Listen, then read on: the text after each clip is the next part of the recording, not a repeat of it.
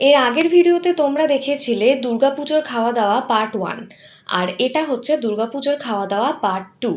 শুরুটা করেছিলাম ঝালমুড়ি দিয়ে। নবমীর দিনের খাওয়া-দাওয়ার পর একে একে এসেছিল chicken momo, fish fry, fish roll আর শোভাবাজার রাজবাড়ির পাশে একটা ক্যাফে থেকে খেয়েছিলাম এই প্যানকো কোটেড চিকেন স্ট্রিপসগুলো, যেগুলো খেতে অতটাও ভালো ছিল না, মানে প্রিটি অ্যাভারেজ বলতে পারো। বৃষ্টির হাত থেকে বাঁচার জন্য ক্যাফেতে ঢুকেছিলাম, ফলে কিছু একটা তো চক্ষু লজ্জার খাতিরে খেতেই হবে, তাই জন্য মান বাঁচাতে ওটাই খেয়েছিলাম।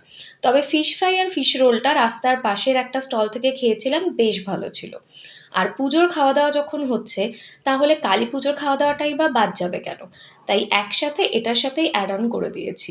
কালী পুজোতে তো বাড়ির খাওয়া দাওয়াই হয়েছিল, খিচুড়ি, লাবড়া, তার সাথে লুচি, ছোলার ডাল, আলুর দম আর শেষ পাতে ছিল পায়েস। কেমন লাগলো ভিডিওটা অবশ্যই কমেন্ট করে জানিও। তোমাদের দুর্গাপুজো, কালী পুজো এগুলো কেমন কেটেছে সেগুলো অবশ্যই জানিও। আজকের মতো টাটা।